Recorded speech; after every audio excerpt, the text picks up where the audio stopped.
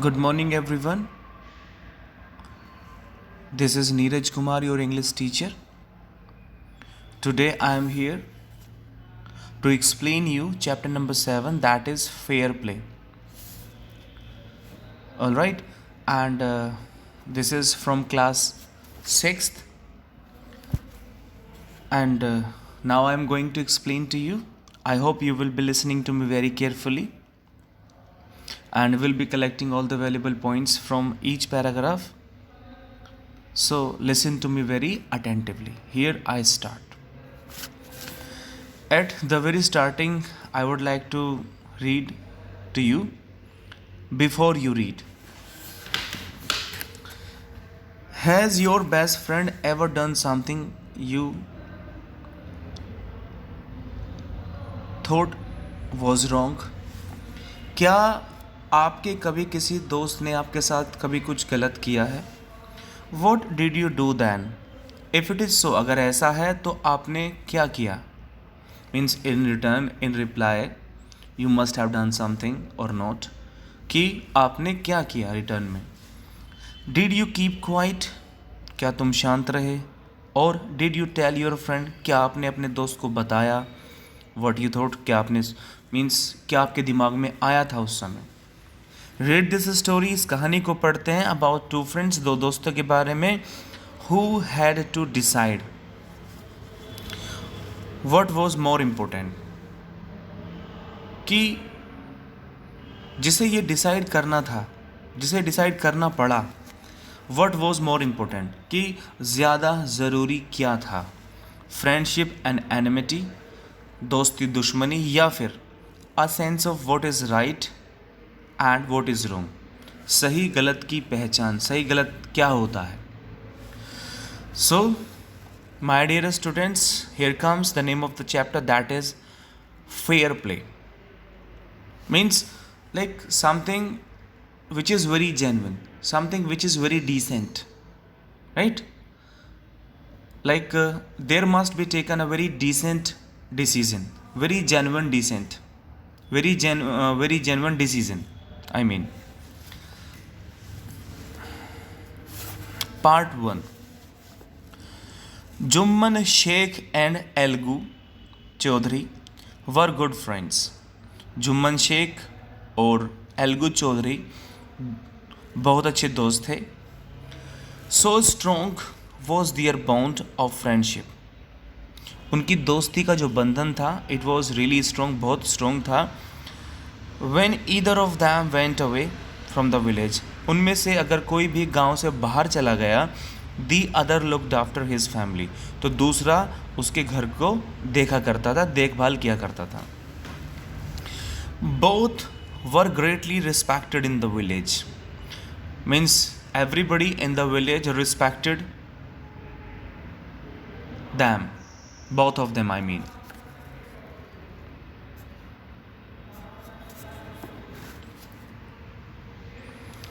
Now, point 2. Jumman had an old aunt who had some property. देखिए, जुम्मन की एक बूढ़ी aunt थी, who had some property, जिसके पास कुछ प्रॉपर्टी थी. This she transferred to him on the understanding that she would stay with him and he would look after her. तो उसने मतलब काफ़ी सोच विचार करने के बाद, means after contemplating a lot, after contemplating very much, she decided, not only decided, she transferred her property to him on the understanding. Means there had been a mutual understanding between both of them, कि हाँ भाई, मुझे इस तरीके से मेरे पास property है, मैं आपको जुम्मन मैं ये प्रॉपर्टी तुम्हें देना चाहती हूँ, provided that, means I'll have to be there with you, you would take care of me. So this was a kind of agreement was there between both of them. The arrangement worked well. ये जो arrangement हुआ था, it worked well, काफ़ी अच्छा चला for a couple of years, कुछ सालों के लिए. देन दिस सिचुएशन चेंज्ड, उसके बाद हालात बदल गए. Jumman and his family were tired of the old relative. अब जुम्मन और उसके जो means rest of the family members, they got tired, they got tired of the old relative. उस बूढ़ी आंट से परेशान हो गए. Now they wanted to get rid of the aunt. वो अब किसी भी तरीके से means at any cost they wanted to get rid of, वो छुटकारा पाना चाहते थे.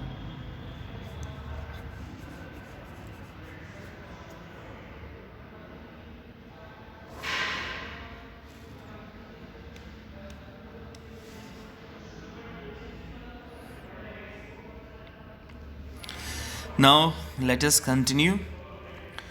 Jumman became as indifferent to her as his wife, who grudged even the little food that the old lady wanted every day. So, my dear students, there had been some problem. There had been a kind of chaos between Jumman and the aunt, right?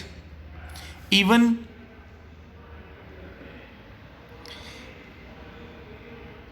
even there had been grudges whenever the old aunt asked for some food between Jumman's wife and the aunt. She swallowed these insults along with her food for a few months. कुछ महीनों तक तो old lady ने, old aunt ने वो जो insults थी, she kept on taking the insults as well along with the food. तो उस बेइज्जती को भी, उस इंसल्ट्स को भी वो सहती रही. For few months it got continued. But patience has limits. लेकिन everything has got its own limit. हर चीज़ की अपनी एक सीमा होती है, एक लिमिट होती है. Now let us move ahead, आगे बढ़ते हैं.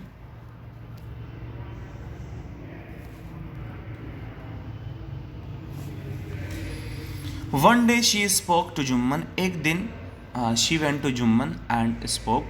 वो जुम्मन के पास गई और बोली, my son, it is now obvious that I am not wanted in your house. She uttered some words there in front of Jumman. She very politely spoke there to Jumman that she was not wanted in his family anymore. कि उसकी ज़रूरत नहीं थी जुम्मन के घर में और ज़्यादा. Kindly give me monthly allowance so that I can set up a separate kitchen. तो उसने means she demanded some money. She demanded monthly allowance so that she could set up a separate kitchen just to survive.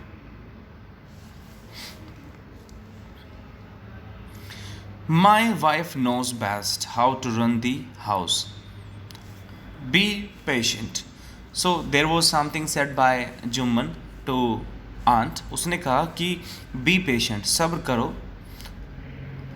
मेरी जो wife है, she knows the best how to run the house. कि घर को बहुत अच्छे तरीके से कैसे चला जाता है. She knows the best. Okay. Said Jumman shamelessly. And this was something uttered very shamelessly by Jumman. This made his aunt very angry. अब इस बात पर on hearing such thing, on hearing very pathetic, such pathetic thing, she got annoyed. I mean, old aunt got annoyed on this. She decided to take her case to the village panchayat. तो उसने सोच लिया कि वो इस case को जो ग्राम पंचायत है वहाँ लेकर जाएगी। फॉर मैनी डेज, कई दिनों तक, the old lady was seen talking to the villagers, explaining her case and seeking their support. For many days, she was found while talking to the villagers and asking some kind of help, some kind of assistance from them. Some sympathized with her. कुछ लोगों ने मतलब there had been some people who showed sympathy towards her. Others laughed. Some of the people laughed. कुछ लोग हंसे उसके ऊपर. A few others, और बाकी कुछ advised her.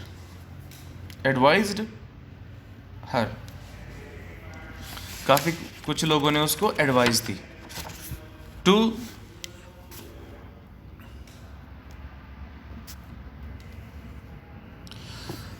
to make it up